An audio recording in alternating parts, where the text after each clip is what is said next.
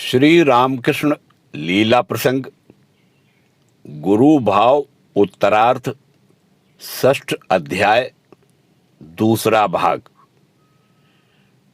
भक्तों के साथ श्री रामकृष्ण देव गोपाल की मां का पूर्व वृतांत।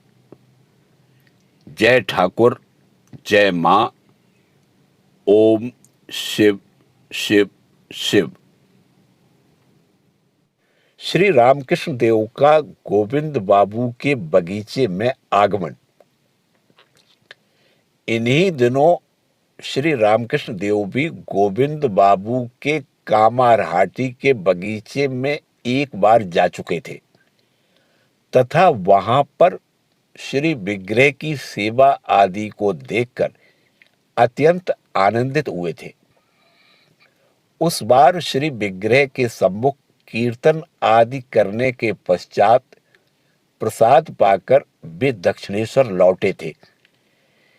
कीर्तन के समय उनके अद्भुत भावावेश को देखकर गोविंद बाबू की पत्नी तथा अन्य सब लोग मुग्ध हुए थे, किंतु गोस्वामी पादों के हृदय में कहीं इस आशंका से कि उन्हें अपना प्रभुत्व न खो देना पड़े, ईर्ष्या द्वेष का थोड़ा बहुत उदय हुआ था या नहीं, कहना अत्यंत कठिन है। ऐसा सुना जाता है कि वैसा हुआ था।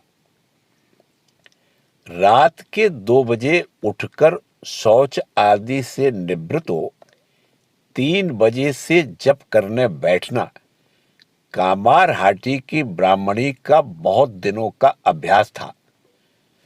तदंतर प्रातःकाल 8-9 बजे जप समाप्त कर नहाने के पश्चात वे श्री राधा कृष्ण जी के दर्शन तथा उनके सेवा कार्यों में यथासाध्य सहायता प्रदान किया करती थी।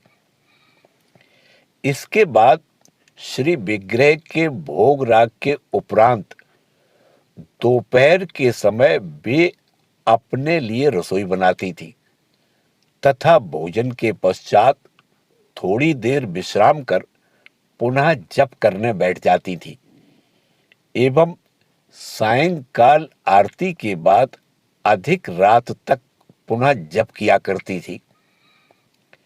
तदंतर थोड़ा सा दूध पीकर कुछ घंटे आराम करती थी। संभवतः ही वे वायु प्रधान धातु की थी, अतः उनको नींद भी कम आती थी। कभी कभी उनका दिल धड़कने लगता था तथा वे बेचैन हो उठती थी। यह सुनकर श्री रामकृष्ण देव ने कहा था, यह तुम्हारी हरि वायु है, उसके बिना तुम किसके सहारे जीवन व्यतीत करोगी। जब उसका प्रकोप हो उस समय कुछ खा लिया करो। अलौकिक बाल गोपाल मूर्ति के दर्शन से अघोरमणि की स्थिति। सन 1884 ईस्वी की घटना है।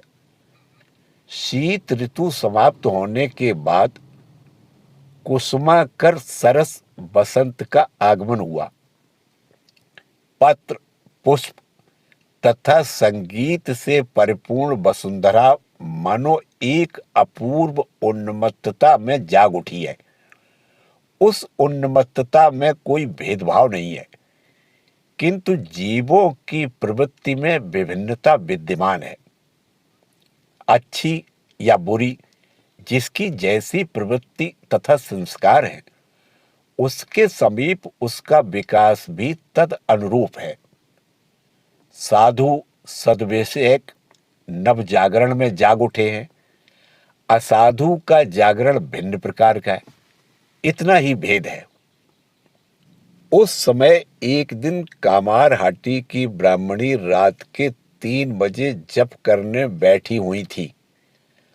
जप समाप्त होने पर इष्ट देव को जप समर्पण करने के पूर्व जब वे प्राणायाम कर रही थी, उस समय उन्होंने देखा कि श्री रामकृष्ण देव उनके समीप बाईं ओर बैठे हुए हैं तथा उनके दाहिने हाथ की मानो मुट्ठी बंधी हुई है।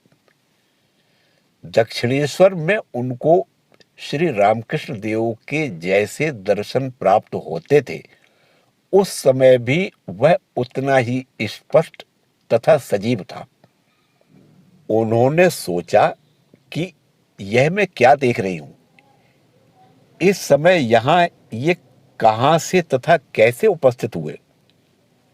गोपाल की मां कहा करती हैं, मैं अबाक रह गई तथा उनकी ओर देखती हुई कैसे यह संभव हुआ सोच ही रही थी कि उधर गोपाल अर्थात श्री रामकृष्ण देव को वे गोपाल कहा करती थी, वहां बैठे हुए मुस्कुरा रहे थे।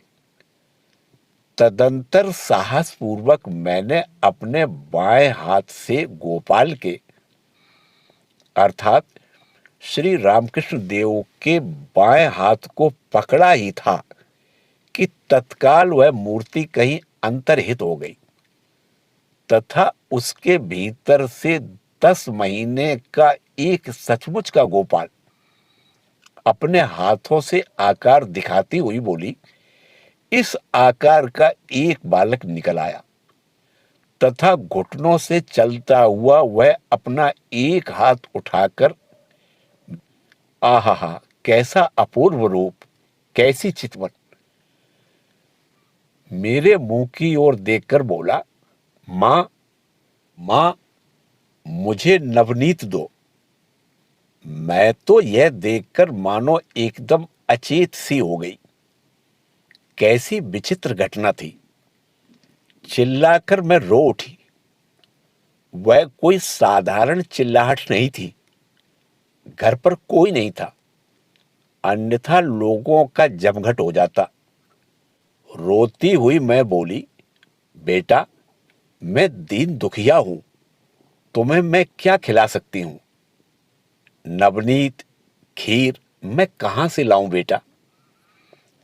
किंतु वह अद्भुत गोपाल सुनने ही कहां लगा। वह केवल खाने को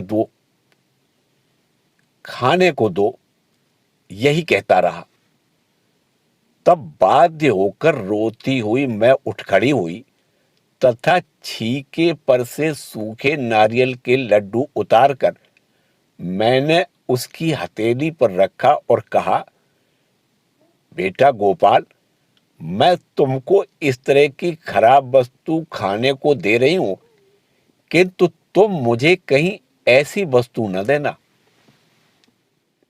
उस हालत में श्री रामकृष्ण देव के समीप दक्षिणेश्वर में उनका आगमन। इसके बाद उस दिन जप करना संभव ही कैसे था।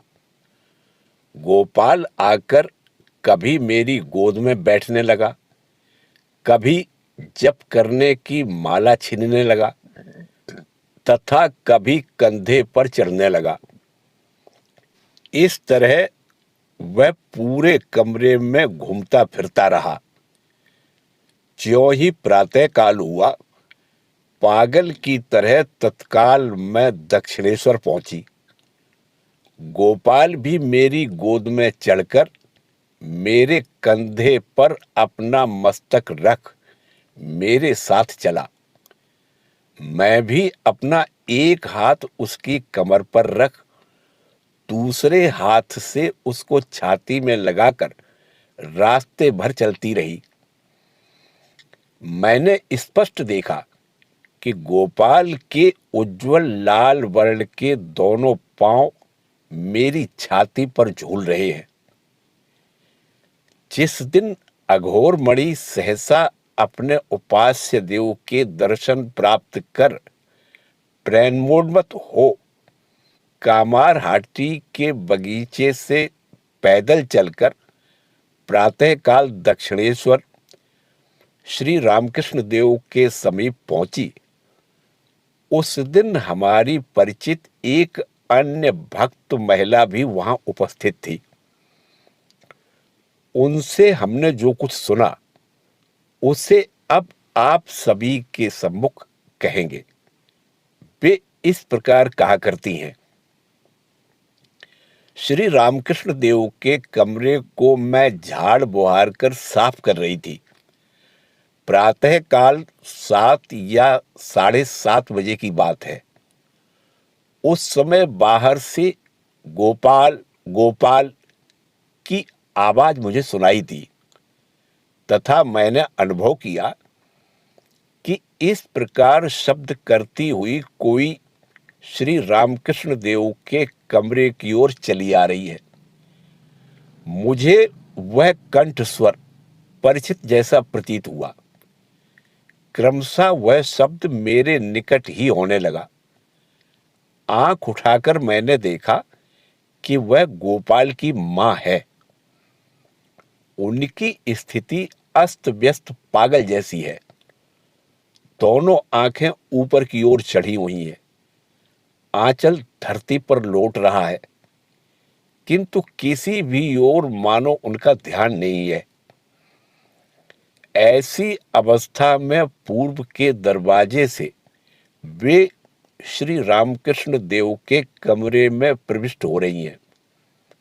श्री रामकृष्ण देव उस समय कमरे में छोटे तख्त पर बैठे हुए थे। गोपाल की मां को इस प्रकार देखकर मैं एकदम अवाक रह गई। उनको देखते ही श्री रामकृष्ण देव भावाविष्ट हो गए। इतने ही में गोपाल की मां वहां उपस्थित हुई और श्री रामकृष्ण देव के समीप बैठ गई तथा श्री रामकृष्ण देव भी पुत्र की तरह उनकी गोद में जा विराजे। गोपाल की मां के दोनों नेत्रों से अजस्र अश्रुपात होने लगा तथा वे अपने साथ जो नवनीत खीर आदि लाई थी वह श्री रामकृष्ण देव को खिलाने लगी।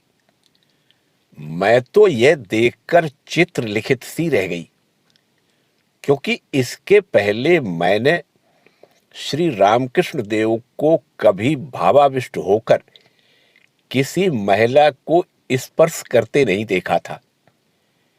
केवल यह सुना ही था कि श्री रामकृष्ण देव के गुरु भैरवी ब्राह्मणी को कभी कभी यशोदा का भावावेश हुआ करता था और उस समय श्री रामकृष्ण देव गोपाल भाव से उनकी गोद में जा विराजते थे।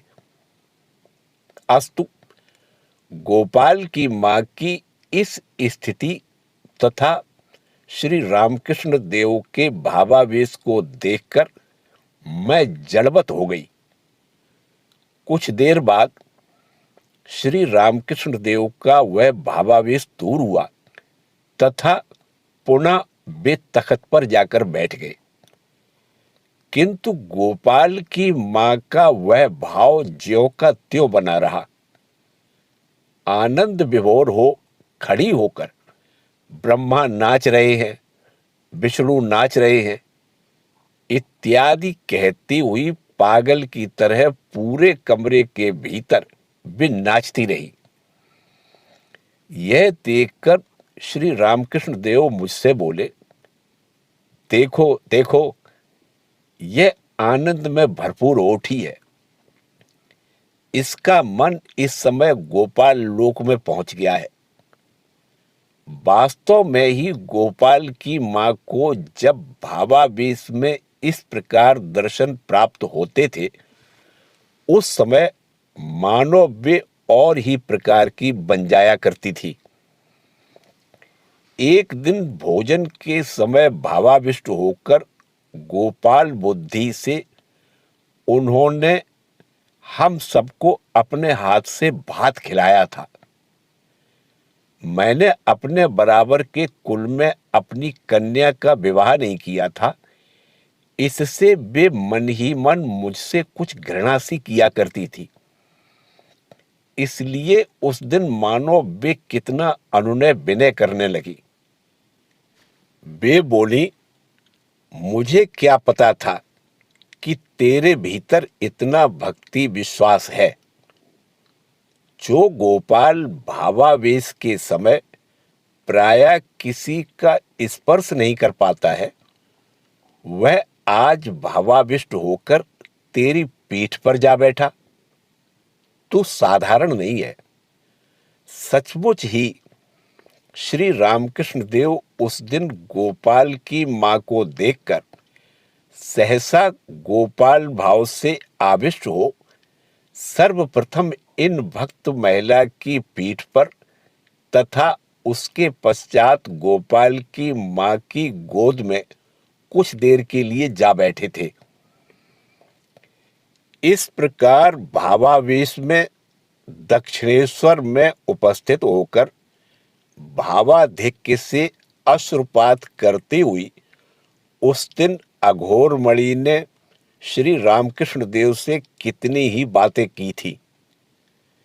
यह देखो गोपाल मेरी गोद में है, देखो वह तुम्हारे भीतर प्रविष्ट हो गया, देखो पुनः बाहर निकल आया, आ बेटा दुखिया मां के पास आ, इत्यादि कहती हुई उन्होंने यह देखा कि चंचल गोपाल कभी श्री रामकृष्ण देव के शरीर में समा रहा है तथा कभी उज्जवल बालक मूर्ति सा उनके समीप उपस्थित हो अदृष्ट पूर्व बाल्य लीला लहरों द्वारा बाह्य जगत के कठोर शासन नियम आदि को विस्मृत कराकर उन्हें एकदम आत्मविह्वल किए डाल रहा है।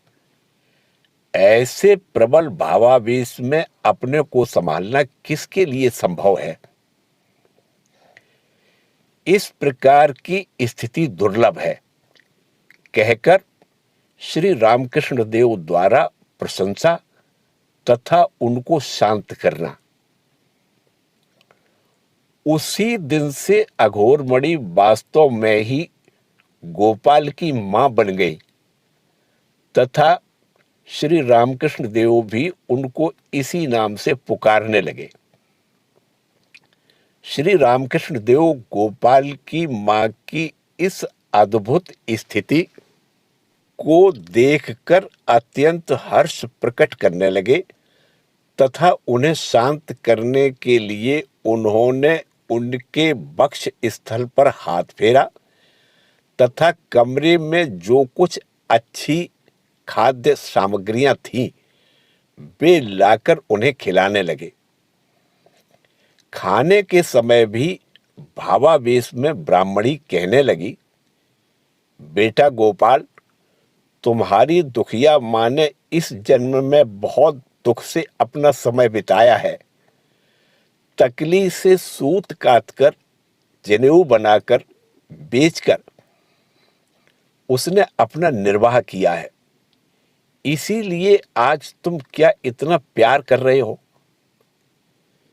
सारे दिन अपने समीप रख स्नान भोजन आदि कराकर उन्हें कुछ शांत करने के पश्चात श्री रामकृष्ण देव ने सायंकाल से कुछ पूर्व गोपाल की मां को कामारहाटी भेज दिया।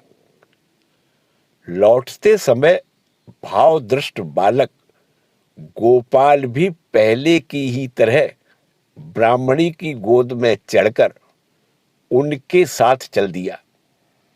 घर वापस आकर गोपाल की मां पूर्व अभ्यासवश जप करने बैठी, किंतु उस दिन जप करना कैसे संभव था। जिनके लिए जप तथा इतने दिनों तक चिंतन किया गया है वे ही तो उनकी आंखों के सम्मुख नाना प्रकार के कौतुक तथा प्रेमपूर्ण आचरण कर रहे थे। बाध्य हो ब्राह्मणी उठ बैठी तथा गोपाल को लेकर तख्त पर बिछे हुए बिस्तर पर जा लेटी। ब्राह्मणी जैसे तैसे प्रतिदिन सो जाया करती थी। सिरहाने के लिए कुछ तकिया तक नहीं था। उस दिन सोने के पश्चात भी उन्हें शांति नहीं मिली। बिना तकिया के गोपाल कुलबुलाने लगा। तब विवश हो अपनी बाईं भुजा पर गोपाल का मस्तक रखकर इधर उधर की बातें कहती हुई ब्राह्मणी उसे शांत करने लगी। वे बोली, बेटा आज इसी तरह सो जा। सुबह होते ही मैं कलकत्ता जाकर भूतों से अर्थात गोविंद बाबू की ज्येष्ठ कन्या से कहकर तुम्हारे लिए नरम रोईदार एक तकिया बनवा लाऊंगी। यह पहले ही कहा जा चुका है कि गोपाल की मां अपने हाथ से रसोई बनाकर ध्यान में गोपाल का भोग लगाने के पश्चात तब भोजन किया करती थी।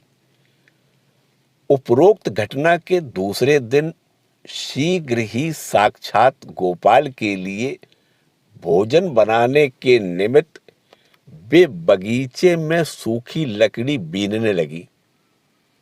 उन्होंने देखा कि गोपाल भी उनके साथ वहां जाकर लकड़ी बीन रहा है तथा लाकर रसोई घर में रख रहा है। इस तरह मां बेटा दोनों ने मिलकर लकड़ी एकत्रित की। तदंतर रसोई बनने लगी। उस समय भी चंचल गोपाल कभी उनके निकट बैठकर तथा कभी पीठ पर सवार होकर सब कुछ देखने लगा तथा नाना प्रकार की बातें एवं कितने ही प्रकार के प्रेममय आचरण करने लगा। ब्राह्मणी भी कभी मीठी बातें कहकर उसे शांत करने लगी तथा कभी फटकारती भी रही। इस घटना के कुछ दिन बाद गोपाल की मां एक दिन दक्षिणेश्वर गई हुई थी। श्री रामकृष्ण देव से मिलने के पश्चात नौबत खाने में जहां श्री माता जी रहा करती थी जाकर वे जप करने बैठी। नियमित जप समाप्त कर प्रणाम करने के पश्चात वे उठ ही रही थी कि उसी समय पंचवटी से श्री रामकृष्ण देव वहां आकर उपस्थित हुए। उनको देखकर श्री रामकृष्ण देव बोले, अभी तक तुम इतना जप क्यों किया करती हो? तुम्हारा तो बहुत कुछ हो चुका है। गोपाल की मां बोली, क्या मैं जप नहीं करूं? मेरा सब कुछ हो चुका है। श्री रामकृष्ण देव बोले, सब कुछ हो चुका है। गोपाल की मां से श्री रामकृष्ण देव का कहना, तुम्हारा सब हो चुका है। गोपाल की मां बोली, सब हो चुका है। श्री रामकृष्ण देव बोले, हां, सब हो चुका है। गोपाल की मां बोली, यह तुम क्या कह रहे हो? मेरा सब हो चुका है। श्री रामकृष्ण देव बोले, हां, अपने लिए जप तप आदि करना तुम्हारा समाप्त हो चुका है, किंतु स्वयं के शरीर को दिखाते हुए बोले, यह शरीर अच्छा बना रहेगा, यह सोचकर यदि करना चाहो तो कर सकती हो। गोपाल की मां बोली, अच्छी बात है। अब आगे जो कुछ भी मैं करूंगी वह एकमात्र तुम्हारे लिए ही करूंगी, तुम्हारे ही लिए करूंगी, तुम्हारे ही लिए करूंगी। इस घटना का उल्लेख कर गोपाल की मां कभी कभी हमसे कहा करती थी। गोपाल के मुंह से उस दिन इस बात को सुनकर मैंने माला, गोमुखी आदि सभी कुछ गंगा जी में विसर्जन कर दिया। गोपाल के कल्याण के निमित्त कर में ही जप किया करती थी। तदंतर बहुत दिनों के बाद पुनः मैंने एक माला ली। क्योंकि कुछ न कुछ तो करना ही पड़ेगा। 24 घंटे मैं क्या करती रहूंगी। अतः गोपाल के कल्याणार्थ ही मैं माला फेरती रहती हूं। तभी से गोपाल की मां का जप तप सब कुछ समाप्त हो गया। दक्षिणेश्वर में श्री रामकृष्ण देव के निकट उनका आगमन भी अधिक होने लगा। इसके पहले भोजन आदि के संबंध में उनकी जो आचार निष्ठा थी, वह भी उस महान भाव तरंग में पता नहीं दिनों दिन किधर बह जाने लगी। उनके हृदय पर अपना पूरा अधिकार जमाकर गोपाल भी कितने ही प्रकार से उन्हें शिक्षा देने लगे, जो वर्णनातीत है।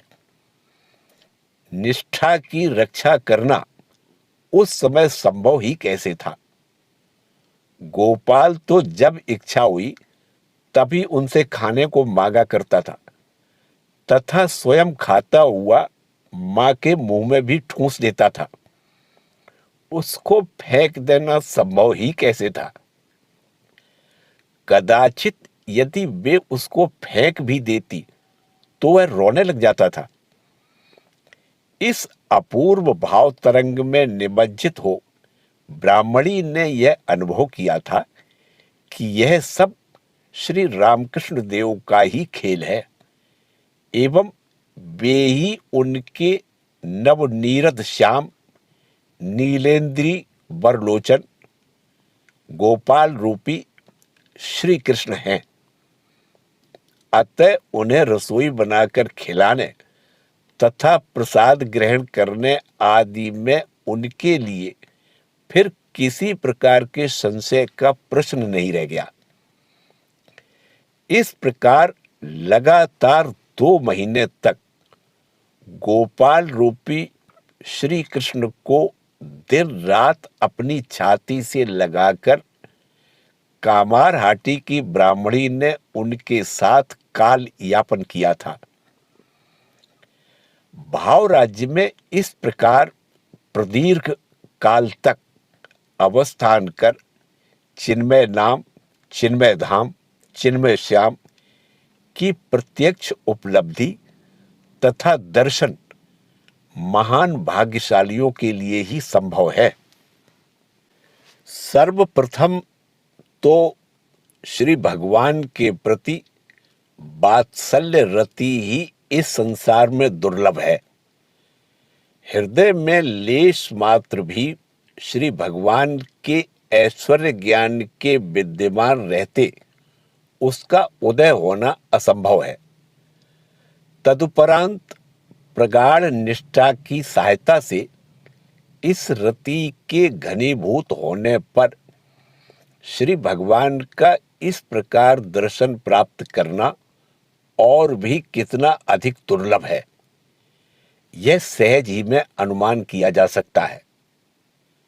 कहावत है, कलौ जागृति गोपालः, कलौ जागृति कालिका। इसलिए संभवतः श्री भगवान के इन दोनों भावों की कभी कभी ज्वलंत उपलब्धि दृष्टिगोचर होती रहती है। श्री रामकृष्ण देव ने गोपाल की मां से कहा था, तुम्हारा सब हो चुका है।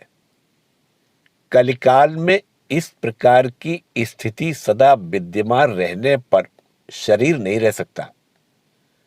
संभवतः श्री रामकृष्ण देव की ही यह इच्छा थी कि वात्सल्य रति के उज्जवल दृष्टांत स्वरूप इन गरीब ब्राह्मणी का भावपूत शरीर लोकहित के लिए और भी कुछ दिन इस संसार में बना रहे। पूर्वोक्त 2 महीने के बाद गोपाल की मां के दर्शन आदि पहले की अपेक्षा बहुत कम हो गए, किंतु कुछ देर निश्चिंतता के साथ बैठकर गोपाल का चिंतन करते ही उन्हें पहले की भांति दर्शन होने लगे। जय ठाकुर, जय मां।